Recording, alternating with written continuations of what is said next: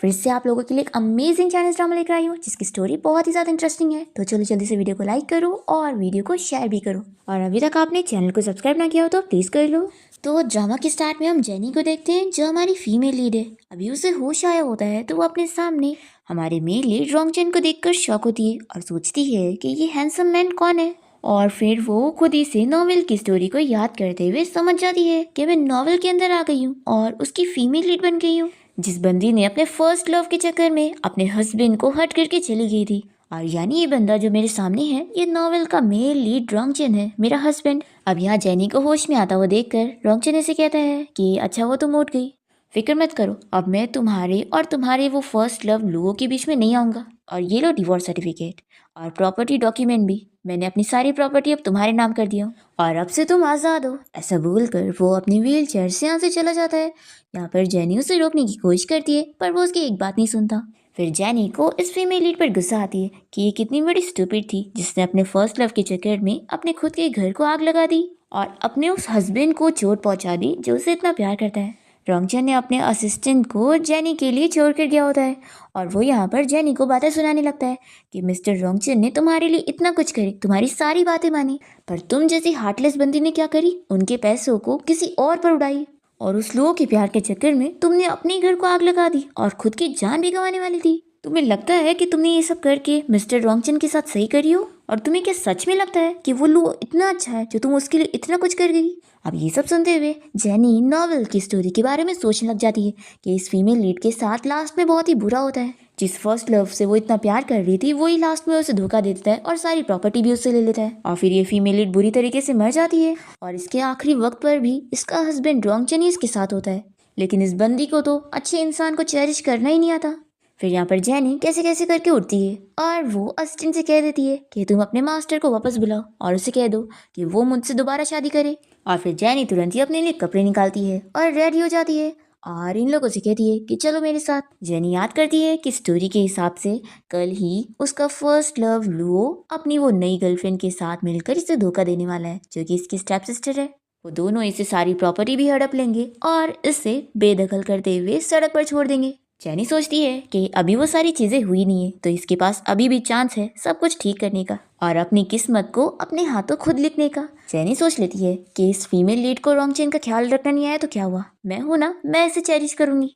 फिर हम देखते हैं कि जैसे ही रोंगचन विला से बाहर निकलता है तभी यहाँ पर जेनी का फर्स्ट लव लुओ और इसके स्टेप सिस्टर चुशी यहाँ पर साथ में आ रहे होते हैं और लुओ रोंगचन को देखकर कहने लगता है कि अरे ये तुम्हारे साथ क्या हो गया, तुम्हारी वाइफ ने तुमसे डिवोर्स लेने के लिए तुम्हारे पैर तोड़ दी और सारी प्रॉपर्टी से तुम्हें बेदखल करते हुए घर से बाहर निकाल दी।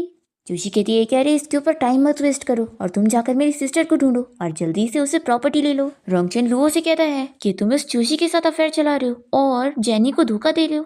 लुओ कहता है कि मैंने जेनी से झूठ बोला तो क्या हुआ, वो खुद मुझ पर भरोसा करना चाहती है और मुझसे ही प्यार करना चाहती है और तुम तो कितने बेचारे हो ना, तुमसे तो कोई प्यार ही नहीं करता। तो रोंगचन गुस्सा आ जाता है और कहता है कि क्या मैं आजकल बहुत ही ज्यादा अच्छा हो गया हूँ जो कोई भी कैट और डॉग उठ कर आ रहा है और मुझे चैलेंज कर रहा है। देखो मैं तुम दोनों को वार्न कर रहा हूँ कि मुझसे फालतू के पंगे मत लो, नहीं तो मैं तुम दोनों को जिंदा काट दूंगा। इस पर जोशी लुओ से कहती है कि डरो मत, ये आखिर कर ही क्या लेगा, जब सारी प्रॉपर्टी हमें मिल जाएगी तो इसके पास तो सिर्फ व्हील चेयर बचेगा। फिर लुओ कहता है कि हाँ आखिर ये डिसेबल इतना एरोगेंट कैसे बन रहा है और फिर ऐसा बोलते हुए ये रोंगचन के ऊपर हाथ उठाने जा रहा होता है। इतने में जेनी उसे रुकने का बोलकर भागते हुए आती है और वो बहुत ज़्यादा खुश होती है कि अभी लुओ और चूशी अपने प्लान में कामयाब नहीं हुए हैं तो अभी भी इसके पास टाइम है सब कुछ ठीक करने के लिए। रोंगचन सोचने लगता है ये जल्दी में यहाँ पर लुओ से मिलने आई है क्योंकि इसे वेट नहीं किया जा रहा था। यहाँ पर लुओ जेनी की फिक्र करने की झूठी एक्टिंग करता है कि मुझे लगा था कि कहीं तुम्हें कुछ हो ना गया हो। जेनी कहती है कि अच्छा तो तुम ही लुओ हो। लुओ कहता है कि तुम क्या मुझे पहचान ही नहीं, देखो मैं लुओ हूँ। तुम्हें पता है जैसे ही मुझे पता चला कि तुम दोनों का डिवोर्स हो गया तो मैं तुरंत ही यहाँ पर तुमसे मिलने आ गया और ऐसा बोलते हुए ये इसे प्रपोज भी करने लग जाता है। जेनी से पूछती है कि तुम जरूर यहाँ पे प्रॉपर्टी लेने आए होंगे ना जो कि अब सारी मेरे नाम पर हो गई है। तो ये सुनकर लुओ खुश हो जाता है कि तुमने इसे सारी प्रॉपर्टी ले भी चुकी हो। रोंगचन जेनी से कहता है कि देखो तुम्हारे पास अब सारी प्रॉपर्टी है और तुम चाहो तो इसके साथ भाग सकती हो, लेकिन तुम सोच लेना कि तुम क्या कर रही हो, कहीं ऐसा ना हो कि कोई तुम्हें धोखा दे के चले जाए। तो लुओ एक्टिंग करते हुए कहता है कि जेनी अगर तुम्हें मेरी बातों पर यकीन नहीं है और इसकी बातों पर यकीन है तो कोई बात नहीं, मैं पीछे हट जाता हूँ। जेनी कहती है कि ठीक है। फिर वो प्रॉपर्टी के डॉक्यूमेंट मंगवाती है और बताती है कि ये रोंगचन की सारी प्रॉपर्टी है। ये कहता है कि लाओ मुझे दे दो, हम दोनों साथ में मिलकर एक अच्छी लाइफ जिएंगे। पर जेनी तो तुरंत इस प्रॉपर्टी के डॉक्यूमेंट को फाड़ कर उसके मुंह पर फेंक देती है और ये देखकर तो रोंगचन भी देखता रह जाता है। और फिर लुओ और चुशी से कहने लगते हैं कि तुम क्या पागल हो गई हो, ये क्या कर रही हो? देखो हम लोग तो बस रास्ते में मिले थे और तुम गलत मत समझना, हम दोनों के बीच में ऐसा कोई रिलेशन नहीं है। रोंगचन ये सुनकर सोचने लगता है कि जेनी को अगर मैं सच भी बताऊंगा तो भी ये मेरी बात पर बिलीव नहीं करेगी और उल्टा मुझसे नफरत करेगी कि मैं लुओ के बारे में क्या कह रहा हूँ। लुओ कहता है कि देखो जेनी, अपना गुस्सा शांत कर लो और इस रोंगचन से वापस से प्रॉपर्टी के डॉक्यूमेंट पर साइन करवाओ। जेनी कहती है कि तुम कितने ज्यादा शेमलेस हो ना, आखिर इस प्रॉपर्टी का तुमसे क्या लेना देना है, और वैसे भी हम कपल के बीच की चीजों में तुम जैसे आउटसाइडर क्यों घुस रहे? जोशी कहने लगती है कि सिस्टर आखिर तुम लोगों से कैसे बात कर रही हो, ये तुमसे इतना प्यार करता है और सपने में भी तुम्हारा ही नाम लेते रहता है। तो जेनी कहती है कि आखिर इसके सपने के बारे में तुम्हें कैसे पता लग गया? फिर जोशी बहाने बनाने लग जाती है। तो जेनी कहती है कि अब बस हो गया, मुझे कोई फर्क नहीं पड़ता कि तुम दोनों के बीच में क्या चल रहा है, इसलिए अभी इसी वक्त तुम दोनों मेरे घर से निकल जाओ। फिर लुओ कहने लग जाता है कि जेनी मेरी बात तो सुनो, तुम कुछ भी सोच रही हो। तो यहाँ पर जेनी गार्ड्स को ऑर्डर देती है कि इन दोनों को निकाल के बाहर फेंको। लुओ कहता है कि जेनी तुमने तो मुझसे वादा करी थी ना कि तुम जिंदगी भर मुझसे प्यार करोगी। तो जेनी कहती है कि अपनी बकवास बंद करो, मैंने रोंगचन से शादी करी और मैं सिर्फ इससे ही प्यार करूंगी और तुम दोबारा कभी मुझे कांटेक्ट मत करना। फिर गार्ड्स इन दोनों को लेकर चले जाते हैं और जेनी रोंगचन से कहती है कि हस्बैंड चलो घर चलते हैं। तो वो काफी शॉक हो जाता है कि तुमने मुझे हस्बैंड कहा। दूसरी तरफ गार्ड यहाँ पर लुओ और जोशी को जब बाहर फेंक देता है तो लुओ सोचे पड़ जाता है कि जेनी को क्या हो गया, ये ऐसी पागल कैसे हो गई। जोशी कहती है कि कुछ नहीं, बस वो तुम्हें और मुझे साथ देखकर जेलस हो गई इसलिए ऐसे बिहेव कर रही होगी। तो ये कहता है कि हाँ तुम सही कह रही हो, देखना वो कल पार्टी में आकर मुझसे माफी मांगेगी और फिर उसके पैसे हमारे होके ही रहेंगे। और यही सोचकर दोनों बड़े खुश होते हैं। दूसरी ओर जेनी रोंगचन के पास फ्रूट लेकर आती है और से कहती है कि मुझे तुमसे कुछ बात करनी थी, मैं तुमसे अपनी हरकतों के लिए माफी मांगने आई हूँ। पहले मैंने तुम्हारे साथ बहुत ही गलत की थी और मेरी उन हरकतों के लिए मैं यहाँ पर तुमसे माफी मांगना चाहती हूँ। ये मन में सोचती है कि वैसे तो मैंने वो सब नहीं करी थी, लेकिन इस फीमेल लीड का धब्बा मेरे ऊपर ही लगा है तो मुझे क्लीन करना होगा। रोंगचन कहता है कि 3 महीने पहले भी तुमने मुझसे यही बोली थी कि तुम मुझसे माफी मांगना चाहती हो, पर तुमने क्या करी, मुझे धोखा दी और मुझसे डिवोर्स मांगी। तो तुम्हें लगता है कि मैं तुम पर फिर से ट्रस्ट करूंगा? जेनी कहती है कि मैं कसम खाती हूँ कि मैं दोबारा ऐसा कभी नहीं करूंगी और सिर्फ तुम्हारे साथ ही अच्छे से रहूंगी। तुम्हें यकीन नहीं आ रहा तो ठीक है, मैं तुम्हें इसका प्रूफ देती हूँ। ऐसा बोलकर तुरंत ही उसे किस कर लेती है। फिर रोंगचन तो शौक रह जाता है और सोचता है कि शादी के बाद ये पहली बार है कि इसने मुझे किस करी है। फिर वो तुरंत ही अपनी व्हील चेयर से यहाँ से जाने लगता है और वो सोचता है कि अब तो वो डिसेबल हो चुका है तो वो उसके लायक का नहीं है, इसलिए वो उसे कह देता है कि मुझे पता है कल तक तुम्हें अक्ल आई जाएगी और तुम रिग्रेट करोगी जो तुम आज हरकत कर रही हो उसके लिए। फिर जेनी को बुरा लग रहा होता है कि रोंगचन के पैर में जो चोट लगी है वो मुझे बचाने वक्त लगी है। ये सोचती है कि अगर जल्द से जल्द इसका ट्रीटमेंट हो पाएगा तो शायद इसकी कंडीशन इतनी सीरियस ना हो। फिर जेनी यहाँ पर कोई मेडिसिन की बुक ढूंढने लगती है और वो हमें बताती है कि रियल वर्ल्ड में तो उसने 22 की एज में ही PhD कर ली है और उसे मेडिसिन की बहुत ज़्यादा नॉलेज है।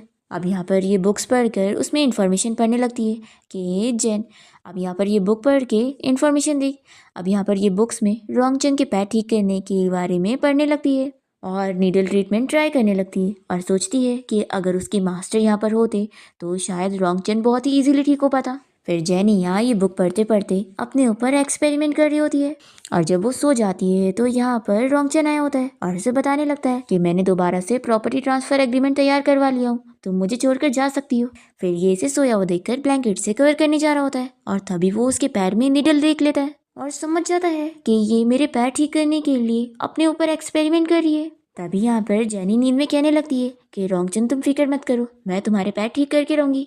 फिर ये सुनकर तो ये बहुत ही खुश हो जाता है। नेक्स्ट मॉर्निंग जब जेनी की नींद खुलती है तो वो रोंगचन को यहाँ पर देखकर उससे पूछती है कि तुम यहाँ पर क्या कर रहे हो, क्या तुम कल पूरी रात सोए नहीं?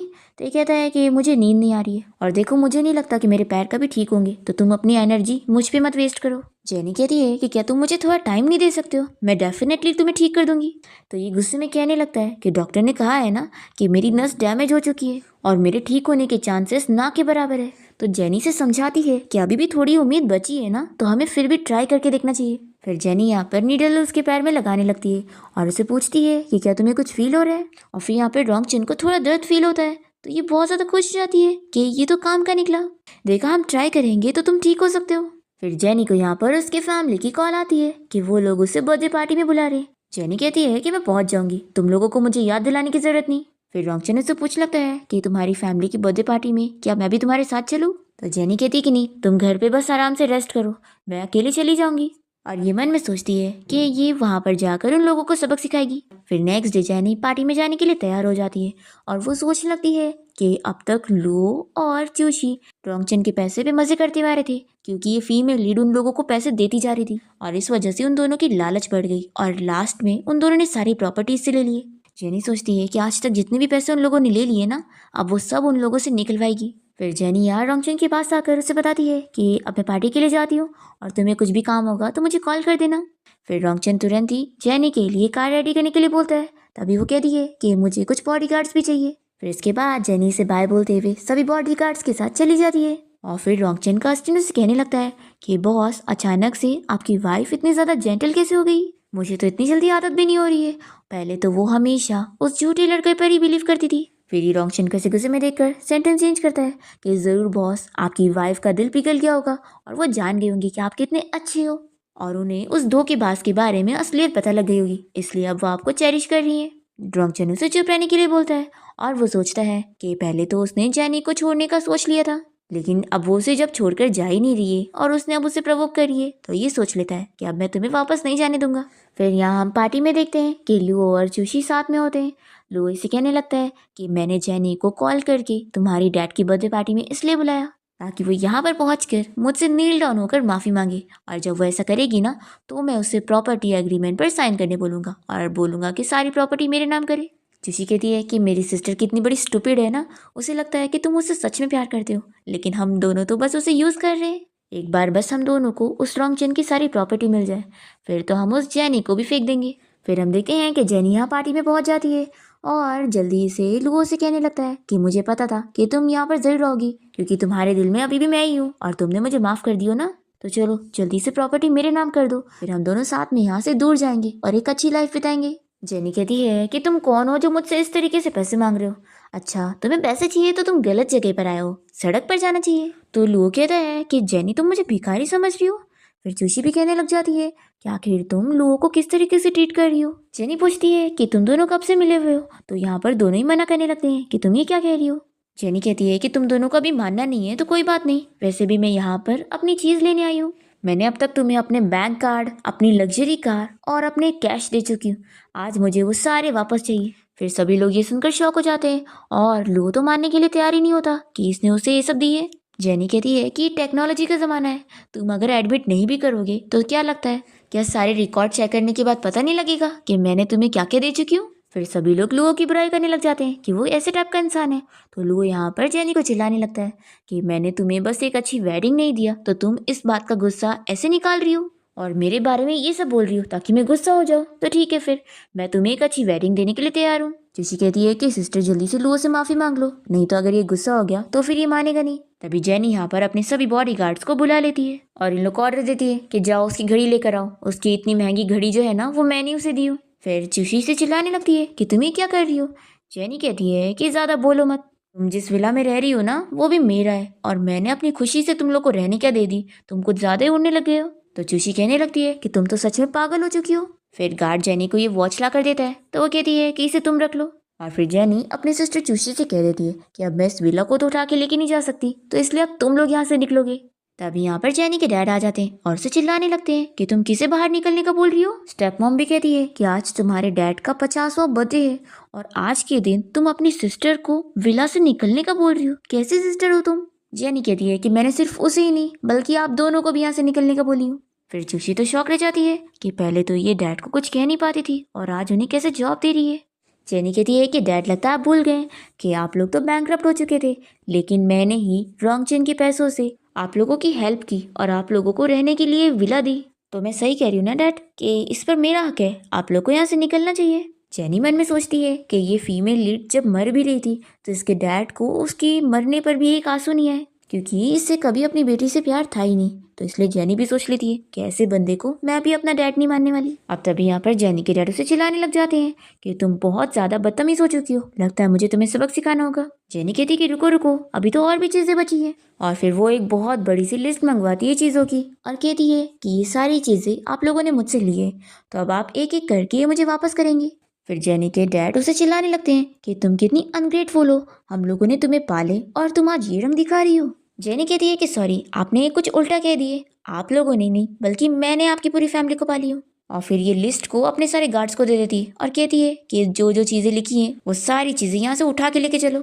फिर गार्ड्स इस विला में से सारी चीज़ों को उठा उठा के लेके जा रहे होते हैं और जेनी के डैड यहाँ पर कहते रह जाते हैं कि प्लीज़ ये सारी चीज़ों को मत लेकर जाओ। फिर लू सोचने लग जाता है कि ये जेनी बिल्कुल ही अलग टाइप की पर्सन कैसे बन गई है।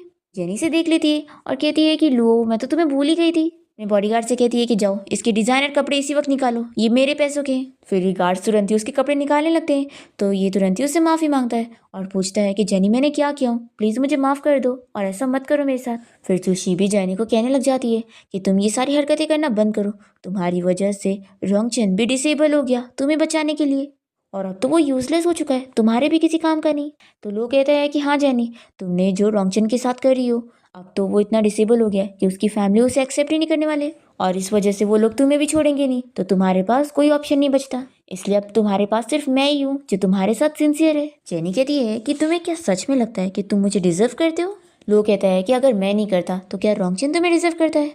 और वैसे भी क्या तुम सच में सोच रही हो कि वो पहले तुम्हें लाइक करता था तो क्या अभी भी करेगा? तुम्हारी वजह से उसके पैर डिसेबल हुए तो क्या तुम्हें लगता है कि उसे अभी भी तुम चाहिए होंगी? फिर जेनी कुछ बोलने जा रही होती है, कितने में यहाँ पर रोंगचन आ जाता है और वो कह देता है कि ऑफ कोर्स मुझे जेनी चाहिए। और वो यहाँ पर चल के आ रहा होता है तो इसे देखकर तो सभी लोग शॉक रह जाते हैं और जेनी भी उससे कहती है कि रोंगचन तुम्हारे पैर ठीक हो गए? तो रोंगचन जेनी से कहने लग जाता है ये सब मेरी वाइफ का कमाल है कि मेरे पैर अब ठीक है। तो ये सुनकर वो खुश हो जाती है पर हम देखते हैं कि रोंगचन का पैर पूरी तरीके से ठीक नहीं हुआ होता है और वो बस एक्टिंग कर रहा होता है और सोचता है कि बस थोड़ा देर में और हैंडल कर लूँ क्योंकि मैं जेनी की ऐसे बेइज्जती होने नहीं दे सकता। और फिर रोंगचन यहाँ पर कह देता है कि मैंने सुना कि कोई यहाँ पर मेरी वाइफ को बुली कर रहा था।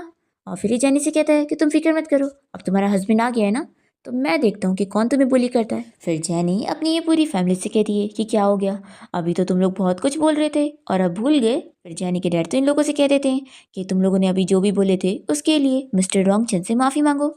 फिर स्टेप मॉम नहीं मान रही होती है तो ये इसे थप्पड़ लगाते हैं। फिर तुरंत ही लुओ माफ़ी मांगने लगता है, साथ ही में चुशी भी माफ़ी मांगने लगती है। तो फिर जेनी कहती है कि वैसे तुम लोग को मुझसे नहीं बल्कि मेरे हस्बैंड से माफ़ी मांगनी चाहिए। तो फिर ये लोग रोंगचन से भी माफ़ी मांगते हैं और जेनी कहती है कि ठीक है, मैं इस बार तुम लोग को छोड़ रही हूँ।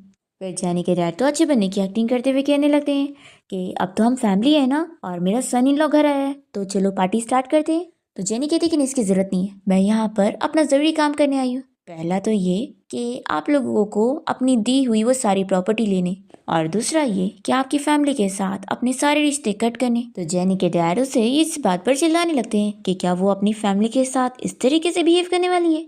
जेनी कहती है कि आपने अब तक मुझे किस तरीके से ट्रीट किया है ये आप अच्छी तरीके से जानते हैं। फिर यहाँ पर वो कॉन्ट्रैक्ट फेंकती है और कह देती है कि अब मेरा आपकी फैमिली के साथ कोई रिश्ता नहीं है। तो इसके डैड कहने लगते हैं कि हाँ, मेरी भी कोई बेटी नहीं है। फिर जेनी के डैड बीमार होकर यहाँ पर बेहोश होने लगते हैं तो जेनी तुरंत ही एम्बुलेंस को कॉल करने का बोल देती है और फिर इसकी स्टेप मॉम तो खुश होने लग जाती है कि वाह, कैसे ये फिर से हमारी बातों में आ गई, ऐसे कैसे ये हमारे साथ रिश्ते कट करेगी। तभी जेनी तो यहाँ पर असिस्टेंट से कह देती है कि वैसे भूलना मत, मैंने जो भी सारी प्रॉपर्टी इन लोगों को दी हूँ आज मैं यहाँ से लेकर ही जाऊंगी। फिर ये सुनने के बाद तो स्टेप मॉम शॉक रह जाती है और फिर बॉडीगार्ड्स यहाँ के सारे सामान लेकर जेनी को बता देते हैं कि उन लोगों ने लिस्ट में लिखी हुई सारी चीज़ें ले आए हैं, लेकिन वो उसे ये भी बताते हैं कि लुओ यहाँ से भाग गया है। जेनी कहती है कोई बात नहीं, एक ना एक दिन तो वो हमारे हाथों में आ ही जाएगा। फिर जेनी रोंगचन से कहती है कि चलो अब हम घर चलते हैं। तो वो जैसे ही आगे बढ़ता है तो गिरने लगता है तो जेनी और असिस्टेंट जल्दी से उसे व्हील चेयर पर बैठाते हैं और असिस्टेंट कहने लगता है कि बॉस, आपको अपनी वाइफ की इमेज बचाने के लिए अपनी जान को ऐसे रिस्क में डालते हुए अपने पैर पर चलने की कोशिश नहीं करनी चाहिए थी, अभी आप पूरी तरीके से ठीक नहीं हुए। जेनी ये सुनकर शॉक होती है और कहती है कि आखिर तुम अपने पैर को ऐसे जोक कैसे समझ सकते हो। तो ये कहता है कि मैंने तुम्हारे लिए थोड़ी ना करा हूँ, मैंने तो अपनी इज्जत बचाने के लिए करा हूँ, पार्टी में मेरी बेइज्जती हो रही थी तो ऐसे कैसे मैं घर पे रह सकता था। जेनी कहती है कि अच्छा ठीक है, जो भी रीजन हो अगली बार ऐसा मत करना। फिर रात में हम देखते हैं कि रोंगचन जब अपना शर्ट उतार रहा होता है तभी अचानक से जेनी इसके रूम में आ जाती है और इसकी बॉडी देख लेती है। वो तो बहुत ही शर्माने लग जाता है और ये इसे देखकर खुश हो जाती है कि इसकी बॉडी मसल्स तो कितने अच्छे हैं। वो तो मन ही मन बहुत ही खुश हो जाती है कि तभी तो ये मेरा फेवरेट कैरेक्टर है। फिर ये उसे पूछती है कि क्या तुम शावर लेने जा रहे हो, देखो मेरी हेल्प चाहिए तो बता दो। तो ये पूछता है कि तुम मेरी क्या हेल्प करोगी। जेनी कहती है कि तुम्हारे लिए पानी भर दूंगी और साथ ही तुम्हारे कपड़े ढूंढने में हेल्प कर दूंगी। तो ये कहता है कि नहीं नहीं, ज़रूरत नहीं है। फिर ये पूछने लगता है कि वैसे तुम यहाँ पर मेरे पास किस लिए आई थी। तो ये बताती है कि मैंने तुम्हारे लिए तेल बनाई हूँ। तुम पहले नहा लो, फिर उसके बाद में लगाऊंगी। फिर ये जब शावर लेकर आ जाता है तो जेनी इसका बाल सुखाने में भी हेल्प करती है, और यहाँ पर रोंगचन तो बस इसे देखता ही रह जाता है। और फिर जेनी यहाँ पर इसे तेल भी लगा देती है और इसे अच्छे से ब्लैंकेट से कवर करके लेटा के इसके पैर दबाने लगती है। फिर ये इसे पूछ लेता है कि क्या तुम मुझे बता सकती हो कि तुम अचानक से मेरे साथ इतनी अच्छी क्यों बन रही हो।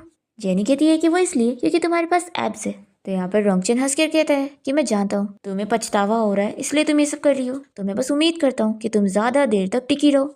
मन में सोचता है कि ये मुझसे प्यार नहीं करती है तो क्या हुआ, मेरा दिल यही चाहता है कि ये मेरे साथ रहे। पर जेनी के मन में तो चल रहा होता है कि वो तो जिंदगी भर उसके साथ ऑब्सेस्ड रहना चाहेगी।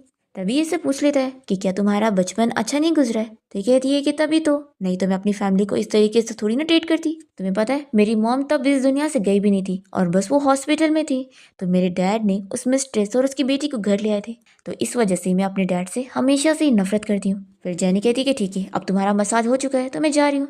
तभी इतने में रोंगचन इसे पकड़ के रोक लेता है। तो ये पूछती है कि क्या हुआ। रोंगचन बताता है कि सैटरडे को मेरे ग्रैंडपा ने हमें अपने घर बुलाया, तो तुम्हें मेरे साथ चलना होगा। जेनी कहती है कि ठीक है, और फिर वो इसे गुड नाइट बोलकर चली जाती है। फिर यहाँ पर रोंगचन तो स्माइल करने लग जाता है। और फिर नेक्स्ट सीन में हम देखते हैं कि जेनी रोंगचन को लेकर उसकी ग्रैंडपा के घर पहुंचती है। और तभी यहाँ पर रोंगचन के डैड की सिस्टर यानी कि उसकी आंटी यहाँ पर उसे देखते के साथ ही कहने लगती है कि अरे रोंगचन घर आया है, तुम्हारे तो पैर ठीक नहीं है ना, तुम नहीं भी आते तो भी हम बुरा नहीं मानेंगे। और फिर ये जेनी से कहती है कि क्या तुम्हें दिख नहीं रहा है कि मैं घर की बड़ी हूँ। तो फिर जेनी यहाँ पर तुरंत ही उन्हें हेलो कहती है और उनके हस्बैंड को भी, और साथ ही उनके बेटे से भी बात करने लगती है। पर तभी ये बच्चा तो जेनी की बेइज्जती कर देता है और उसे बहुत ही रूडली बात करता है, तो जेनी से दूर हो जाती है। और फिर यहाँ पर इसकी आंटी और फिर रोंगचन की आंटी जेनी से कहने लगती है कि आखिर अब तुम दोनों कब बच्चा करने वाले हो, तुम दोनों की शादी को तो 1 साल हो गए ना, तो बच्चा तो आना ही चाहिए था। तो जेनी यहाँ पर अच्छे से जवाब देती है कि अभी तो वो लोग बहुत ही न्यू है। फिर यहाँ पर रोंगचन की सिस्टर आकर तो जेनी की तारीफ करती है कि सिस्टर इन लो आप कब से इतनी इंटरेस्टिंग बन गई। अब तभी हाउसकीपर आकर बताता है कि जेनी को रोंगचन के ग्रैंडपा ने मिलने के लिए बुलाया। फिर ये उनके स्टडी रूम में जाती है और ग्रैंडपा कहते हैं कि मैंने तुम्हें यहाँ पर ये बारे में पूछने के लिए बुलाया हूँ जिस बारे में रोंगचन भी मुझे सच नहीं बता रहा है और झूठे बहाने बना रहा है। मैंने सुना कि अभी कुछ टाइम पहले तुम्हें चोट लगी थी, आखिर ये सब क्या है। क्या रोंगचन तुम्हें अच्छे से ट्रीट नहीं कर रहा है। तो यहाँ पर जेनी उन्हें बता देती है कि ग्रैंडपा सारी गलती मेरी थी, मैं इतनी स्टूपिड थी कि मैं रोंगचन को कभी समझ ही नहीं पाई और हमेशा उसे बुरी तरीके से ट्रीट करती थी, और अपनी नादानी की वजह से ही मैंने खुद को चोट पहुंचा ली। लेकिन ग्रैंडपा आप फिक्र मत करो, अब मैं अपनी गलती को सुधारूंगी और उसे अच्छे से ट्रीट करूंगी, और रोंगचन तो मेरे साथ बहुत ही अच्छा है और वो मेरा बहुत ही ख्याल रखता है। फिर ग्रैंडपा भी यहाँ पे रोंगचन की तारीफ करने लगते हैं और इसे बताते हैं कि जब वो छोटा था तभी उसके पेरेंट्स इस दुनिया से चले गए, इसलिए वो थोड़ा डीप माइंड और क्वाइट हो गया। इसलिए वो इसे कहते हैं कि तुम्हें उसे और समझने की कोशिश करना चाहिए और उसे बर्दाश्त भी करना चाहिए। तो जेनी कहती है कि नहीं ग्रैंडपा, वो बहुत ही अच्छा है। फिर ग्रैंडपा कहते हैं कि फिर तो अच्छी बात है। तभी इतने में यहाँ पर उनके दिल में दुखने लग जाता है और वो नीचे गिर जाते हैं। फिर जेनी जब यहाँ पर उनकी कंडीशन देखती है तो वो समझ जाती है कि उनकी सांसें रुक रही है, तो ये जल्दी से अपने ट्रीटमेंट के तरीके से उनकी सांस को वापस लाने की कोशिश करती है। और तभी इतने में यहाँ पर आंटी आ जाती है और वो जेनी को इस तरीके से देखकर गलत समझ लेती है कि वो ग्रैंडपा को मार रही है। फिर ये जल्दी से जेनी को दूर करते हुए यहाँ पर आवाज़ देकर डॉक्टर्स को बुलाती है जो कि यहाँ पे ग्रैंडपा को उठा के लेके जाते हैं। और फिर ये तुरंत ही जेनी को एक थप्पड़ लगाती है और उसे पूछती है कि अब तुम बताओगी कि तुमने मेरे डैड के साथ क्या करी, वो बेहोश कैसे हुए। ऐसा बोलकर इसे और थप्पड़ लगाने जा रही होती है, पर तभी इतने में यहाँ पर रोंगचन और बाकी सभी आ जाते हैं और फिर जल्दी से इनका हस्बैंड जाकर उन्हें रोकता है कि तुम ये क्या कर रही हो। रोंगचन की आंटी कहती है कि ये मेरे डैड को मार रही थी, मैंने अपनी आंखों से देखी। तो जेनी तुरंत यहाँ पर अपने आप को एक्सप्लेन करती है कि ग्रैंडपा अपनी ओल्ड एज की वजह से बीमार हो गए थे और उनकी धड़कनें रुक गई थी, तो मैं जल्दी से उनका फर्स्ट एड कर रही थी उनका ब्रीथिंग वापस लाने में। फिर रोंगचन जल्दी से जेनी का हाथ पकड़ता है तो वो उससे कहती है कि तुम मेरी फिक्र मत करो, मुझे तो सबसे ज़्यादा ग्रैंडपा की फिक्र हो रही है। तो रोंगचन ऑर्डर देता है कि जाके ग्रैंडपा को चेक करो और साथ ही साथ आइस क्यूब लेकर आओ। और फिर रोंगचन तो यहाँ पर जेनी के लिए सीट अरेंज करता है और उसे बैठा देता है। फिर यहाँ पे डॉक्टर्स आकर बताते हैं कि ग्रैंडपा की सच में सांसें रुक गई थी और जेनी की वजह से वो ठीक हो पाए हैं, अगर वो फर्स्ट एड टाइम पर ना करती तो फिर वो बचते नहीं। फिर ये सुनने के बाद तो सभी का मुंह बंद हो जाता है और रोंगचन यहाँ पर जेनी के गाल पर आइस क्यूब लगाने लगता है, तो वो कहती है कि लाओ मैं खुद करती हूँ। और फिर रोंगचन यहाँ पर जेनी की साइड लेते हुए अपने फैमिली को चिल्लाता है कि आखिर अब आप लोगों को सब कुछ क्लियर हुआ, तो मेरे हिसाब से अब खुद ही सामने से आकर आपको मेरी वाइफ से माफ़ी मांगनी चाहिए। पर इसकी आंटी नहीं मानती है और वो तो कह देती है कि मैं तुम्हारी वाइफ से माफ़ी नहीं मांगने वाली हूँ, ये कुछ भी नहीं है। और मैं तुम्हारी आंटी हूँ, तो क्या तुम मुझसे माफ़ी मंगवाओगे? फिर यहाँ पर इसके हस्बैंड भी कह देते हैं कि देखो माफ़ी मांग लो। जेनी कहती है कि मुझ पे इल्ज़ाम लगाने के लिए तो आप बहुत जल्दी आ गई थी, और अब जब मेरा नाम क्लियर हो गया है तो आपसे माफ़ी नहीं मांगा जा रहा है। फिर तो लगता है मुझे आपका थप्पड़ का जवाब आपको रिटर्न करना पड़ेगा। तो यहाँ पर अंकल तुरंत ही अपनी वाइफ को थप्पड़ मारते हैं और इन लोगों से माफ़ी मांगने लगते हैं। जेनी कहती है कि अंकल आपको माफ़ी मांगने की ज़रूरत नहीं है, आप बस अपनी वाइफ को अच्छे से सिखा दो, क्योंकि आज जो इन्होंने मेरे साथ किया है ना, अगर इनकी जगह कोई और होती तो वो आज इस तरीके से ऐसे बचती नहीं। फिर ये आंटी तो ऐसी गुस्सा होकर यहाँ से चली जाती है। फिर रात में हम देखते हैं कि हान जेनी की गाल पर मेडिसिन लगाने में उसकी हेल्प कर रहा होता है, और वो उसे कहती है कि आज जो तुमने मेरा गुस्सा निकालने में मेरी हेल्प की उसके लिए बहुत थैंक यू। तो ये कहता है कि तुम्हारी बेइज्जती मेरी बेइज्जती है ना, तो इसलिए मैंने अपनी खुद की हेल्प किया। जेनी कहती है कि देखो मैं जानती हूँ कि तुम्हें मुझे बुली होते हुए देखकर बहुत ही बुरा लग रहा था ना, तो हान मान नहीं रहा होता है। जेनी कहती है कि क्या ये मानना इतना ज़्यादा हार्ड है? बस इतना ही तो पूछ रही हूँ ना कि बुरा लगा था कि नहीं लगा था।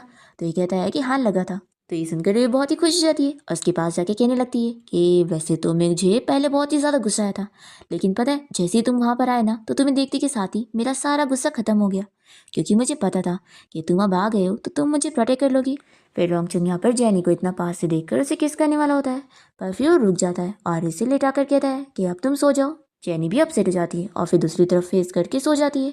और फिर नेक्स्ट मॉर्निंग हम देखते हैं कि वो यहाँ पर उसके इतना क्लोज सो रही होती है। फिर जैसे ही रोंगचंग की नींद खुलती है तो जेनी को अपने पास देखकर बहुत ही खुश होने लगता है, पर फिर वो उसे उठता हुआ देखकर खुद सोने की एक्टिंग करने लगता है, और जेनी की आँख खुलते ही वो यहाँ पर इसके फेस को टच करने लग जाती है। और जब उसे फील होता है कि ये भी उठ रहा है तो वो जल्दी से स्लोली यहाँ से उठकर भाग जाती है, और क्योंकि ये तो एक्टिंग ही कर रहा था तो ये तो बहुत ही स्माइल करने लगता है। फिर इसके बाद ये दोनों पूरी फैमिली के साथ में बैठ के ब्रेकफास्ट करने जाते हैं, और यहाँ पे ग्रैंडपा तो जेनी के साथ बहुत ही खुश होते हैं। और वो जब उन्हें ब्रेकफास्ट में एग खाने के लिए दे रही होती है तो ग्रैंडपा खुशी खुशी खाने के लिए मान जाते हैं, और ये देखकर रोंगचंग और उसके सिस्टर काफ़ी शॉक होते हैं कि ग्रैंडपा को तो एग पसंद नहीं था, लेकिन जेनी के कहने पर वो खा रहे हैं। फिर यहाँ पर जेनी रोंगचंग को भी अपने हाथ से खिलाती है तो वो खा लेता है। फिर यहाँ पर आंटी भी आ जाती है ब्रेकफास्ट करने के लिए, और वो अपने डैड से कहने लगती है कि आप इस जेनी को इतने अच्छे से क्यों ट्रीट कर रहे हैं, ये तो बिल्कुल अच्छी नहीं है, और इसने तो रोंगचंग को मारने के लिए घर में आग भी लगा दी थी, और उसकी वजह से वो डिसेबल हुआ है। तो ग्रैंडपा अपनी बेटी को चिल्लाते हैं कि तुम इतना ज़्यादा गुस्सा मत करो, और वैसे भी कल इसने मेरी जान बचाई है और तुम तो इसके ऊपर इल्ज़ाम ही लगाए डाल रही थी। तभी आंटी कहने लगती है कि ग्रैंडपा इन दोनों का तो डिवोर्स भी हो गया है और ये बस यहाँ पर एक्टिंग कर रहे हैं। तो यहाँ पर रोंगचंग कह देता है कि ऐसा बिल्कुल नहीं है, हमारा डिवोर्स नहीं हुआ। तो इसकी आंटी चिल्लाती है कि झूठ मत बोलो, पर रोंगचंग मानने के लिए तैयार नहीं होता, और वो कह देता है कि ये झूठी रूमर है, आप लोग बिलीव मत करो। फिर रोंगचंग की सिस्टर तो ये सुनकर बहुत ही खुश हो जाती है कि मुझे पता था कि मेरे भाई और मेरी सिस्टर इन लॉ के बीच में सब कुछ ठीक है। पर फिर आंटी की बातों पर कोई बिलीव नहीं कर रहा होता है तो वो गुस्से में चली जाती है। फिर रात में हम देखते हैं कि जेनी बहुत ही ज़्यादा ड्रिंक कर लेती है और वो सीधा पहुंच जाती है रोंगचंग के पास। रोंगचंग इसे अपने रूम में आता हुआ देखकर शॉक होता है, और उसे लगता है कि शायद अब ये रिग्रेट कर चुकी है और अब ये ज़रूर उसे बोलेगी कि ये वापस से लू के पास जाना चाहती है। पर जेनी तो इसके पास जाकर कहती है कि हम वापस से शादी कर लेते हैं। तो ये सुनकर वो शॉक हो जाता है और फिर इसे कह देता है कि तुमने मुझे क्या समझी हुई हो, जब चाहे शादी करोगी और जब चाहे डिवोर्स होगी। तभी इतने में जेनी तो यहाँ पर बेहोश होने वाली होती है तो वो जल्दी से उसे पकड़ लेता है। फिर नेक्स्ट मॉर्निंग जब जेनी की नींद खुलती है तो वो इसे पूछती है कि कल रात में बहुत ही ड्रंक थी तो मैंने कुछ अजीब तो नहीं बोली ना। ये कहता है कि तुम्हें याद नहीं है तो कोई बात नहीं, अब याद करो कि तुमने क्या बोली थी, और फिर वो चला जाता है। फिर इसके बाद हम देखते हैं कि जब रोंगचंग ऑफिस में होता है तभी यहाँ पर उसका असिस्टेंट एक फ्लावर बकेट लेकर आता है और बताता है कि ये फ्लावर्स लुओ ने जेनी के लिए भेजा है, और उसमें एक कार्ड भी होता है। रोंगचंग पढ़ लेता है कि जेनी के लिए उसने नोट लिखा है और उसे मिलने के लिए बुलाया है। रोंगचंग जेनी का टेस्ट लेने के लिए इस फ्लावर बकेट को जेनी तक पहुंचाने का ऑर्डर दे देता है, और फिर थोड़ी देर बाद ही असिस्टेंट वापस आकर इसे गुड न्यूज़ देता है कि बॉस जैसे ही मेड ने जेनी को ये फ्लावर देते हुए बताया कि ये लुओ की तरफ से, तो जेनी ने तुरंत ही मना कर दी इसे लेने से और कह दी कि इसे फेंक दो।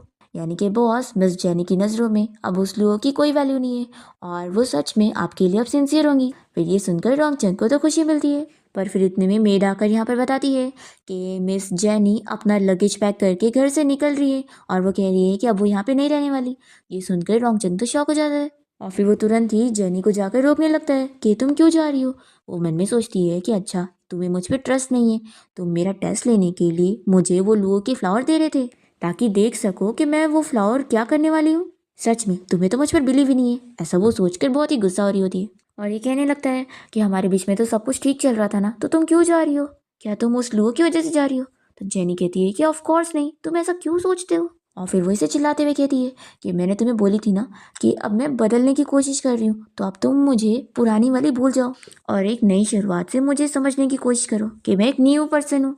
फिर यहाँ पर डोंगचन को अपनी गलती का एहसास हो जाता है और वो इसे सॉरी बोलते हुए कहता है कि वैसे भी ये घर तुम्हारा है, तो अगर यहाँ से कोई जाएगा तो मैं जाऊँगा।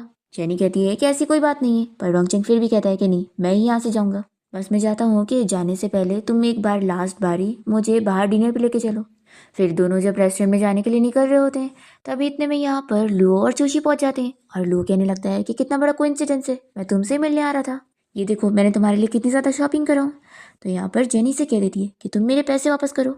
तो ये कार की चाबी और बैंक अकाउंट में जितने भी सारे पैसे थे वो बारी बारी करके ट्रांसफ़र कर देता है। फिर ये कहती है कि अभी भी तुमने पूरे नहीं दिए, चलो मुझे नोट लिख कर दो कि तुम सारे पैसे मुझे वापस करके ही दोगे। फिर वो ना चाहते हुए भी इसे लिख कर दे देता है और फिर जेनी और रोंगचंग साथ में डिनर के लिए चले जाते हैं और लू और चूशी को बहुत ही गुस्सा आती है। फिर इसके बाद ये दोनों जब यहाँ से जाते हैं तो रास्ते में इन लोग को गुंडे मिल जाते हैं जो कि इन लोग की खूब धुलाई कर देते हैं। और फिर डिनर के बाद रोंगचंग और जेनी जब कार से आ रहे होते हैं तभी यहाँ पर रोंगचंग उससे फिर से सॉरी बोलता है कि मुझे तुम्हें टेस्ट नहीं करना चाहिए था। तो जेनी उसे माफ़ कर देती है। फिर ये कहता है कि क्या तुम मुझे अपने विला में रेंट पर रहने दोगी, तो उसके लिए भी वहाँ कहती है। फिर ये कहता है कि क्या तुम मुझसे दोबारा शादी करोगी। तो जेनी कहती है कि जब मैं ड्रंक थी और मैंने तुमसे शादी के लिए पूछी तो तुमने तो मुझे रिजेक्ट कर दिया था ना। तो ये माफ़ी मांगने लगता है और कहता है कि प्लीज़। तो फिर ये मान जाती है। फिर रोंगचंग तो बहुत ही ज़्यादा खुश हो जाता है और जल्दी से जेनी की गाल पे किस कर लेता है। तो वो कहती है कि अरे कार में और भी कोई है ना। तो अस्टिन कहने लगता है कि आप लोग मेरी फिक्र मत करो, मैं तो ड्राइविंग पे फोकस कर रहा हूँ और मैंने तो आप लोग की कोई बातें सुनाई नहीं। अरे मतलब कि मैंने तो आप लोग को ये सब करते हुए देखा ही नहीं। फिर रोंगचंग यहाँ पर अपने असिस्टेंट को कार से बाहर निकल के जाने के लिए बोलता है। फिर असिस्टेंट को कार रोककर बाहर जाना ही पड़ता है और फिर रोंगचंग जेनी से पूछ लगता है कि तो फिर क्या आप तुम मुझसे दोबारा शादी करोगी। तो यहाँ कह देती है। फिर रोंगचंग पूछता है कि क्या हम लोग वेडनेसडे को मैरिज सर्टिफिकेट लाने चले। ये कहती है कि लेकिन वो तो परसों ही है ना। तो ये अपसेट हो जाता है कि फिर ठीक है जैसे तुम बोलो उस दिन चलते हैं। तो कहते हैं कि ठीक है परसों ही चलते हैं। फिर यहाँ पर वो बहुत ही खुश होकर तुरंत ही उसे किस करने लगता है और इन दोनों के किस के चक्कर में बेचारा असिस्टेंट बाहर ठंडी झेल रहा होता है। फिर नेक्स्ट सीन में हम देखते हैं कि जेनी और रोंगचंग बाहर होटल कहीं गए होते हैं और तभी रास्ते में जेनी को उसकी स्टेप सिस्टर चूशी मिल जाती है और वो इसे बातें सुनाने लगती है और चिल्लाते हुए पूछती है कि कल रात तुमने मुझे और लुओ को गुंडे को भेजी थी ना मारने के लिए। जेनी यहाँ पर कह देती है कि मुझ पर फालतू इल्ज़ाम मत लगाओ और इन दोनों के बीच में आर्ग्यूमेंट होता है। फिर हम देखते हैं कि यहाँ से चूशी जब जा रही होती है तो वो रोंगचंग को देखकर उसके पास आकर उससे अच्छे से बातें करने लगती है, पर ये उसे कोई भाव नहीं देता और उसे यहाँ से जाने के लिए बोलता है। तो इसे भी गुस्सा आ जाती है और वो वेटर को यहाँ पर खाना लाते हुए देखकर बीच में पैर कर देती है और फिर ये गरम गरम खाना रोंगचंग के ऊपर गिरने वाला होता है, पर जल्दी से जेनी बीच में आ जाती है और उसे बचा लेती है। फिर रोंगचंग यहाँ जेनी की फिक्र करने लगता है और तभी यहाँ पर चूशी तो एक्टिंग करते हुए वेटर के ऊपर इल्ज़ाम लगाने लगती है कि तुम किस तरीके से चलते हो। फिर जेनी को यहाँ पर बहुत ही गुस्सा आती है और वो भी गरम गरम खाना उठाकर इसके मुंह पर डाल देती है और कहती है कि तुम वेटर के ऊपर झूठा इल्ज़ाम लगाना बंद करो, तुमने ही बीच में पैर करके उसे गिराने की कोशिश करी क्योंकि तुम मेरे हस्बैंड को चोट पहुँचाना चाहती थी और तुम ये मान लो। फिर यहाँ पर ये इतनी इजीली तो मान नहीं रही होती है, पर यहाँ पर जेनी इसे अच्छे से सबक सिखाती है और इससे माफ़ी मंगवा के ही लेती है। पर तभी चूशी यहाँ पर रोंगचंग से कहने लगती है कि तुम्हें क्या लगता है मेरी सिस्टर तुमसे सच्चा प्यार करती है, बिल्कुल भी नहीं। फिर वो इसे कोई पुरानी चीज़ों के बारे में बताने लग जाती है, तो यहाँ पर रोंगचंग सुनता नहीं है और उसे उल्टा चिल्लाकर चुप करवा देता है। फिर रात में हम देखते हैं कि रोंगचंग जेनी की चोट पर मेडिसिन लगा रहा होता है और तभी वो उसे कहती है कि देखो मेरी सिस्टर चूशी ने जो भी मेरे बारे में तुम्हें बोली थी ना, तुम उसकी बात पर यकीन नहीं कर सकते, तुम्हें मुझ पर ट्रस्ट करना होगा। और हाँ, अगर तुम मुझ पर ट्रस्ट नहीं करोगे ना तो फिर मैं बहुत ही गुस्सा हो जाऊंगी और मैं जब गुस्सा होती हूँ ना तो इसका अंजाम अच्छा नहीं होता। रोंगचंग कहता है कि क्या अच्छा नहीं होगा, क्या तुम मेरे मुंह पर भी सूप फेंकने वाली हो। तो जेनी पूछती है कि क्या इससे मैं तुम्हें बहुत ही गुस्से वाली लगी। तो कहता है कि बिल्कुल भी नहीं, जब तुम्हें कोई बुली करे तो इसी तरीके से फाइट बैक करना चाहिए, लेकिन हाँ अगली बार तुम ऐसा नहीं कर सकती। तो कहती है कि क्यों। ये कहता है कि अरे खतरनाक हो सकता है ना। जेनी कहती है कि सिचुएशन ही वैसी थी कि मेरे पास सोचने के तक का टाइम नहीं था। तो कहता है कि फिर भी तुम दोबारा अपने आप को ऐसे रिस्क पे मत डालना। जेनी कहती है कि अगर मैं बीच में नहीं आती तो तुम्हें चोट लग जाती और मैं ऐसा कभी होने नहीं दूंगी। रोंगचंग पूछता है कि आखिर क्यों। तो ये कहती है कि मैंने तुम्हें बोली थी ना कि मैं तुम्हें बहुत ही अच्छे से ट्रीट करूंगी, तुम्हें प्रोटेक्ट करूंगी और वैसे भी हम दोबारा शादी करने वाले हैं, हमारा वापस से हस्बैंड और वाइफ का रिलेशन होने वाला है जो कि दुनिया में सबसे ज़्यादा क्लोज रिलेशन होता है। तो ये सुनते के साथ ही रोंगचंग फिर से जेनी को गाल पे किस करने लगता है। तो वो कहती है कि मुझे लिप्स पे चाहिए, तो वो उसकी बात भी मान लेता है। दूसरी तरफ हम देखते हैं कि चूशी यहाँ पे रो रो कर अपने मॉम और डैड को बता रही होती है कि कैसे जेनी और रोंगचंग ने सभी के सामने उसे मारे भी और माफ़ी भी मंगवाए। इसकी मॉम को बहुत ही गुस्सा आती है और ये तुरंत ही जेनी को कॉल करके चिल्लाने लगती है। तो जेनी उल्टा इन्हें सुनाती है और इनसे कह देती है कि आप लोगों के ऊपर जो पैसे उधार है ना मेरे, वो सब वापस करो, और अगर नहीं दिए ना तो फिर मैं केस करूँगी और उसका इंतज़ार करो फिर। और फिर वो कॉल भी कट कर देती है। फिर यहाँ पर चूशी की मॉम गुस्सा होने लगती है और वो नई प्लानिंग बनाती है कि इस जेनी से निपटने का मेरे पास एक अच्छा रास्ता है। हम जब जेनी को ड्रग देकर उसकी रेपुटेशन खराब कर देंगे तो फिर रोंगचंद तो ऐसी लड़की को रखेगा नहीं और उसे डिसलाइक करेगा। और फिर ये लुओ और चूशी को अपना प्लान समझा देती है कि किस तरीके से जेनी को अपने जाल में फंसाकर होटल में बुलाने वाली है। फिर अगले दिन हम देखते हैं कि रोंगचंद सीधा ऑफिस से कोर्ट जाने के लिए निकल रहा होता है क्योंकि जेनी और उसने डिसाइड करे थे कि आज ही वो दोनों मैरिज सर्टिफिकेट लेंगे। वो तो बेहद खुश होता है। दूसरी तरफ हम देखते हैं कि जेनी को यहाँ पर उसके स्टेप मॉम की कॉल आ जाती है जो कि यहाँ पर उसे कहती है कि तुम्हें अगर तुम्हारी मॉम की चीज़ें चाहिए तो मुझसे आकर होटल में मिलो, वहाँ पर मैं तुम्हारी मॉम की चीज़ें देती हूँ, अगर तुम नहीं आओगी तो मैं उसे फेंक दूंगी। तो जेनी आने के लिए मान जाती है। दूसरी तरफ हम देखते हैं कि रोंगचंद यहाँ कोर्ट के बाहर जेनी का इंतजार कर रहा होता है, पर फिर इतना देर वेट करने के बाद उसे जेनी की कॉल आती है और वो इसे कह देती है कि आज हम लोग कैंसिल करते हैं, हम लोग किसी और दिन जाके मैरिज सर्टिफिकेट लेंगे, और वो कॉल भी कट कर देती है। फिर रोंगचंद अपसेट हो जाता है और वो ये सोचता है कि उसने रिग्रेट कर लिए और वो उससे दोबारा शादी नहीं करने वाली। फिर ये तो बहुत ही गुस्से में घर आ जाता है और तभी इसे उसके रूम में उसकी डायरी मिल जाती है जिसमें जेनी ने इसके बारे में सब कुछ लिखी हुई थी कि वो इसे कैसे कैसे धीरे धीरे लाइक करने लग गई है। ये सारी चीज़ें पढ़ने के बाद इसे एहसास होता है कि वो सच में इसे ही लाइक करती है। फिर ये तुरंत ही अपने असिस्टेंट को पता करने के लिए बोलता है कि जेनी कहाँ पर गई है, मैं अब उसे कहीं और अपने से दूर नहीं जाने दूंगा। फिर हम देखते हैं कि जेनी यहाँ पर अपनी स्टेप मॉम से मिलने पहुंचती है और वो इसकी मॉम की चीज़ें इसे दे देती है, पर फिर वो कहती है कि जाने से पहले ये जूस पी कर जाओ। तो जेनी कहती है कि नहीं, मैं दूध पीऊँगी। फिर वो इसे दूध दे देती है तो जेनी थोड़ा सा पी लेती है। फिर उसे चक्कर आने लगते हैं और वो बेहोश होने लगती है। तो स्टेप मॉम इससे बदला लेने के लिए इसे चाकू से मारने का सोचती है, पर वो समझ ही नहीं पाती कि इसकी नस कहाँ पर है। जेनी उठ जाती है, कहती है कि मुझे पता था कि आप मेरी नस ढूंढ रही है, और आपको क्या लगा था कि मैं यहाँ पर ऐसे ही आ जाऊंगी, मुझे पता है आपने मुझे ड्रग दी हो ना। और फिर वो इन्हीं के पैर में चाकू मार के यहाँ से बाहर चली जाती है। और फिर तब तक जेनी को ड्रग का नशा चढ़ने लग जाता है और वो यहाँ पर फिर चल भी नहीं पाती और यहीं पर बेहोश होने लगती है। और फिर वो तुरंत ही रोंगचंद को कॉल लगाने लगती है और तभी वो यहाँ पर खुद ही आ जाता है इसे बचाने के लिए। जेनी उसे देखते के साथ ही बहुत ही खुश हो जाती है और फिर तुरंत ही उसे किस करने लगती है। फिर रोंगचंद सीधा उसे अपने साथ होटल रूम में लेके जाता है और असिस्टेंट ये सब देखकर इन लोग की सारी चीज़ें वगैरह उठा लेता है और वो दोनों वहाँ पर होटल में नाइट स्पेंड कर रहे होते हैं। फिर नेक्स्ट मॉर्निंग जब जेनी की नींद खुलती है तो रोंगचंद उसे दिखाता है कि उसने उसे कहाँ कहाँ निशान कर दिए और उसके लिप भी बाइट कर लिए। फिर वो काफ़ी ज़्यादा एम्बेरस फील करने लगती है कि मैं इतनी ज़्यादा रूड थी, सॉरी। फिर ये उसे पूछता है कि आखिर कल क्या क्या हुआ था, तो ये से सब बताती है कि कैसे उसकी स्टेप मॉम ने उसे सब बुलाई थी और ये उनसे बचकर बाहर आ गई थी। ये कहता है कि अगली बार तुम कहीं पे भी जाना तो प्लीज़ मुझे पहले बताना, अगर मैं आज टाइम पर ना आया होता तो तुम्हें कुछ हो जाता तो मैं नहीं चाहता कि तुम ऐसी मुसीबत में पड़ो। तो ये से माफ़ी मांगती है और कहती है कि हाँ, अगली बार मैं तुम्हें बिना बताए नहीं जाऊँगी। फिर इसके बाद हम देखते हैं कि हान अपनी कंपनी में जाता है और वो अपने असिस्टेंट को सारी इन्फॉर्मेशन पता करने के लिए बोलता है कि जेनी की स्टेप मॉम ने कैसे उसे हार्म करने की कोशिश की थी, तो उनका कुछ प्रूफ तो होगा ना ताकि उन्हें जेल पहुंचा सके। पर असिस्टेंट कहता है कि उन्होंने सारा प्रूफ पहले ही मिटा दी और कुछ भी सीसीटीवी में आया ही नहीं, तो फिर इन लोगों के पास कोई भी एविडेंस नहीं है। फिर रोंगचंद के पास एक अच्छा आइडिया आता है और वो जेनी के डैड को अपनी कंपनी में बुलाता है और उन्हें एक बहुत ही बड़ा प्रोजेक्ट ऑफर करने लगता है जो कि काफ़ी ज़्यादा मिलियन का है, और बदले में वो उसे अपनी मिस्ट्रेस के खिलाफ सारे एविडेंस देने के लिए बोलता है जिससे कि ये उसकी मिस्ट्रेस को मेंटल हॉस्पिटल पहुंचा सके। फिर जेनी का डैड पैसों के लालच में मान जाता है और फिर इसके जो गार्ड्स होते हैं वो जाकर जेनी के स्टेप मॉम को इंजेक्शन देकर उसे मेंटल हॉस्पिटल के लिए लेकर चले जाते हैं, और जेनी का डैड तो पैसों के लालच में उसे भेज भी देता है, उसे कोई फर्क भी नहीं पड़ता। फिर रात में हम देखते हैं कि जेनी बुरा सपना देखकर जल्दी से यहाँ पे रोंगचंद के पास आती है, तो ये जल्दी से उसे हक करता है और कहता है कि सपने फेक होते हैं तो उनके बारे में मत सोचो, और फिर उसे अपना चश्मा निकालने को बोलता है और तुरंत ही उसे किस करने लग जाता है। पर फिर तभी इतने में रोंगचंद को उसके अंकल की कॉल आ जाती है और वो उसे कोई काम के लिए तुरंत ही आने का बोलते हैं। तो रोंगचंद जेनी के साथ अपने ग्रैंडपा के घर जाने के लिए निकलता है। फिर जेनी यहाँ पे रोंगचंद के अंकल के बारे में पता करने लगती है और इसे याद आता है कि नॉवेल की स्टोरी के हिसाब से इसका अंकल ही तो विलन है और उसने ही इसके डैड को भी मारा है और वो इसे भी मारना चाहता है प्रॉपर्टी के लिए।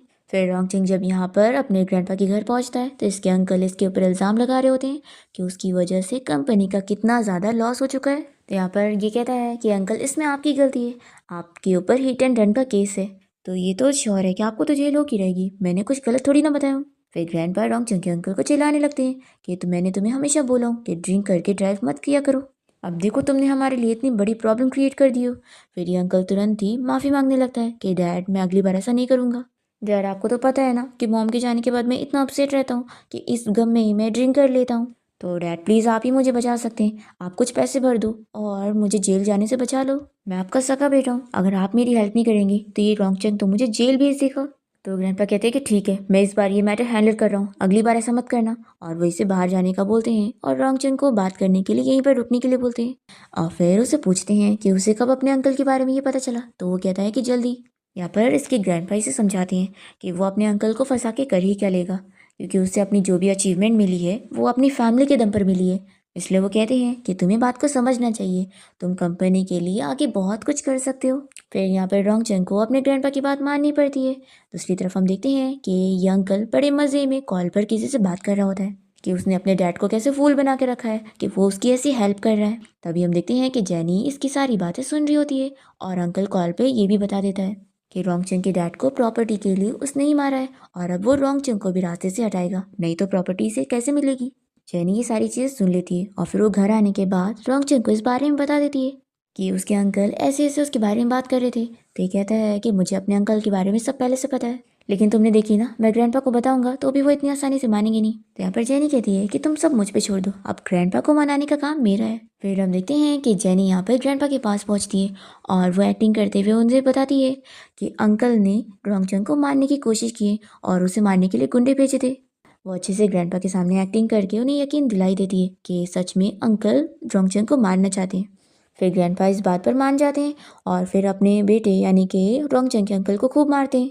और फिर वो रॉन्गचंग से मिलने जाते हैं और इस बारे में पूछते हैं कि वो उसे कंपनी संभालने के लिए दे देंगे, बस वो अपने अंकल को फिर से माफ़ कर दे। तो रॉन्गचंग तो मान जाता है और फिर हमें पता लगता है कि जेनी तो एक डॉक्टर ही होती है और वो यहाँ पर रॉन्गचंग के पैर को ठीक करने में कामयाब हो जाती है और वो चलने लग जाता है। और फिर वो अपने ग्रैंडपा से मिलने जाता है और उन्हें बताता है कि अब वो एकदम नॉर्मल पर्सन की तरह हो गया है। तो वो तो बहुत ही खुश होते हैं, पर ये अंकल बहुत ही गुस्सा हो जाता है और जेनी और रॉन्गचंग दोनों को ही किडनैप करवा लेता है उन्हें मारने के लिए। और उसने इस काम के लिए लुओ और चूशी को हायर किया होता है कि वो इन दोनों को मारने पहुंचे। पर ये सब जेनी और रॉन्गचंग को पहले ही पता लग गया था, तो वो लोग यहाँ पर पहले ही पुलिस को बुला लेते हैं और पुलिस इन्हें बचा लेती है और इन दोनों को अरेस्ट करके लेके जाती है। और फिर फाइनली लास्ट में रॉन्गचंग के अंकल और लुओ और चूशी और ये सभी को जेल हो जाती है। और फिर फाइनली हमारे हैप्पी कपल्स कोर्ट जाकर फिर से दोबारा अपनी शादी कर ही लेते हैं और इसी के साथ ही इस ड्रामा की हैप्पी एंडिंग हो जाती है।